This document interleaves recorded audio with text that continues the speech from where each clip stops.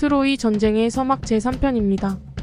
그리스 연합군은 길을 잘못 들어 미시아의 텔레포스와 한 차례 전투를 치르고 소득 없이 돌아왔었죠. 이제 다시 전열을 가다듬고 출정을 합니다. 이번에는 텔레포스가 길을 안내해줘서 다른 곳으로 새지 않았죠.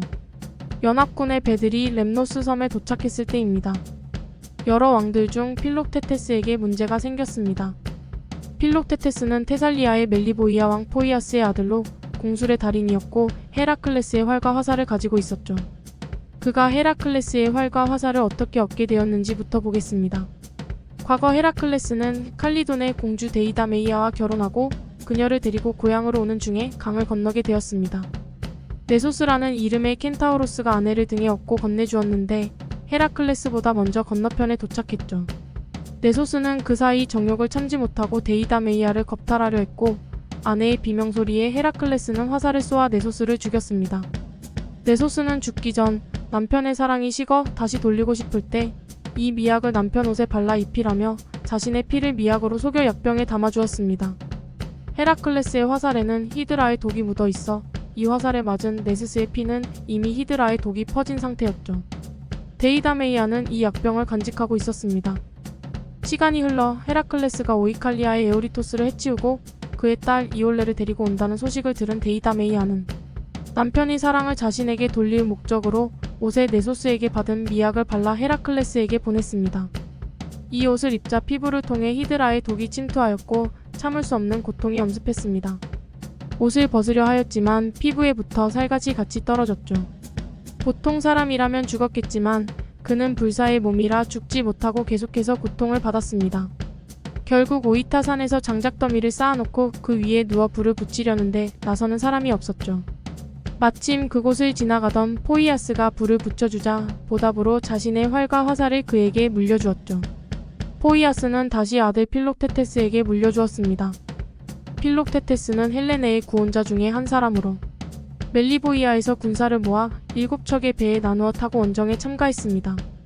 그리스 연합군이 렘노스 섬에 도착했을 때 그는 발을 뱀에게 물리는 사고를 당했습니다. 자신의 화살에 긁혀 상처를 입었다는 이야기도 있습니다. 그는 고통으로 신음과 비명을 질러대었고 심한 악취 때문에 누구도 그의 근처로 가려고 하지 않았죠. 필록테테스가 군대에 부담이 되자 연합군의 수뇌부는 그를 어떻게 할지 논의하였는데 고민 끝에 섬에 남겨두고 가기로 결정하였습니다. 이 결정을 제안하고 주도한 사람은 오디세우스였죠. 결국 필록테테스는 렘노스의 한 섬에 약간의 물과 식량과 함께 혼자 버려졌습니다. 지도자가 낙오한 그의 부대는 메돈이 대신 지휘하였습니다. 로크리스의 오일레우스는 정실 부인인 에리오피스에게서 작은 아이아스를 낳았고 그가 로크리스를 이어받았습니다. 또 오일레우스는 아이아코스의 딸인 알키마케와의 사이에서 메돈을 낳았습니다. 아킬레우스에게는 사촌인 셈이죠. 메돈은 정식으로 인정받지 못한 아들이었고 에리오피스의 친척을 살해하고 테살리아로 도망을 갔었죠. 한편 필록테테스를 버려둔 채 연합군은 테네도스 섬으로 향했습니다. 트로이 바로 코앞이죠. 이곳은 스스로 아폴론 신의 아들이라고 칭하는 테네스가 왕으로 다스리고 있었죠. 테네스에 대해 알아보고 가겠습니다. 키크노스는 포세이돈의 아들로 미혼인 상태로 임신한 그의 어머니는 그를 낳고 해변에 버렸습니다. 아기는 어부들이 구하여 키워주었는데 그를 발견할 때 백조가 아기의 주위에 있던 것을 보고 키크노스라는 이름을 붙여주었습니다. 포세이돈의 아들답게 용맹하고 칼과 창에도 상처 입지 않는 몸을 지녔는데 나중에 콜로나이의 왕이 되었습니다. 그는 라오메돈의 아들 클리티오스의 딸인 프로클레이아와 결혼하였으며 아들 테네스와 딸 헤미테아를 낳았습니다. 아들 테네스가 청년이 되었을 무렵 키크노스는 어린 필로노메를 새 아내로 맞이하였습니다. 필로노메는 젊고 아름다운 테네스에게 욕정을 품어 유혹하였으나 테네스는 당연히 거절하였습니다. 하지만 필로노메는 테네스가 자신을 유혹하여 추행하였다고 키크노스 앞에서 고소하였죠. 그리고 피리 연주자인 에우몰포스가 목격하였다고 증인으로 데려왔습니다. 어린 아내의 말을 믿은 키크노스는 분노하였고 테네스 헤미테아 남매를 상자에 실어 바다로 띄어보냈습니다. 이 상자는 파도에 떠밀려 레오코프리에라는 섬에 도착했죠. 섬의 사람들은 신과 같이 아름다운 테네스를 그들의 왕으로 추대했습니다. 이후 섬의 이름도 그의 이름을 따 테네도스 섬으로 바꾸었죠. 키크노스는 나중에 진실을 알게 되었고 거짓 진술을 한 피리 연주자인 에우몰포스를 죽였습니다. 그리고 아들을 무고하고 자신을 속인 아내 필로노메를 생매장하였죠. 키크노스는 아들의 행방을 듣고 화해하기 위해 테네도스 섬으로 갔지만 테네스는 도끼로 그의 배의 닷줄을 끊어 화해할 의사가 없음을 알렸습니다. 테네스는 법을 제정하는 등 주민들에게 선정을 베풀어 존경을 받았습니다. 그는 자신을 받아준 이 섬과 주민들을 좋아했고 섬은 평화로웠습니다. 그들이 오기 전까지 말이죠. 테네도스 섬에 도착한 그리스 연합군은 테네도스의 주민들을 포로로 붙잡고 약탈을 하였습니다. 아킬레우스가 여동생 헤미테아를 잡아가려 하자 이에 분노한 테네스는 그와 싸우게 되었습니다. 테티스 여신의 아들 대 아폴론 신의 아들의 결투. 어떻게 되었을까요? 테네도스에 오기 전 테티스 여신은 보복을 두려워해 아폴론의 아들인 테네스를 죽이지 않도록 당부하였죠. 하지만 싸우다 보니 그는 이미 죽고 말았죠. 오빠의 죽음에 상심한 헤미테아 역시 절벽으로 몸을 던졌습니다. 아폴론 신의 보복을 두려워한 그리스 연합군은 속죄의 뜻으로 제물을 바쳐 신을 달랬다고 합니다.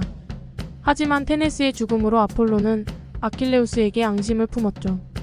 나중에 전쟁이 끝난 후 아가멤논은 미케네의 북쪽에 테네도스와 트로이의 포로들이 도시를 건설하도록 허용해 주었습니다. 그들이 지은 도시는 테네스의 이름을 따서 테네아라고 불렀지요. 테네아인들은 아폴론 테네아토스라는 신전을 지었고 그 어떤 신보다 아폴론 신을 공경하였습니다. 테네스를 기리기 위한 성역도 있었는데 피리 연주자는 이 구역에 들어가는 것이 허용되지 않았고 아킬레우스의 이름을 입에 담는 것은 금기였다고 합니다. 그리스 연합군은 테네도스 섬에서 잠시 머무르며 트로이로 사절을 보내기로 하였습니다. 헬레네의 남편이었던 메넬라우스와 언변이 뛰어난 오디세우스가 선출되었습니다. 사절단은 트로이인들 앞에서 헬레네와 그녀가 가져간 재산을 돌려줄 것을 요구했습니다. 안테노르를 포함한 트로이의 원로 몇몇은 전쟁을 피하기 위해 이들의 요구를 들어주자고 하였지만 파리스를 비롯한 비교적 젊은 사람들은 헬레네를 돌려주는 것을 굴욕이라 생각했습니다. 자신의 누이 헤시오네는 돌려받지 못했는데 헬레네를 돌려주는 것은 맞지 않다고 여긴 프리아모스도 파리스의 손을 들어주었습니다.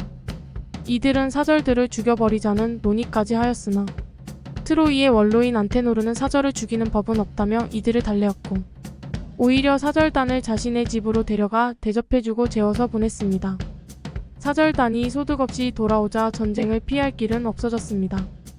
다음에는 그리스 군대가 트로이에 도착한 이후의 이야기로 찾아오겠습니다. 시청해주셔서 감사합니다.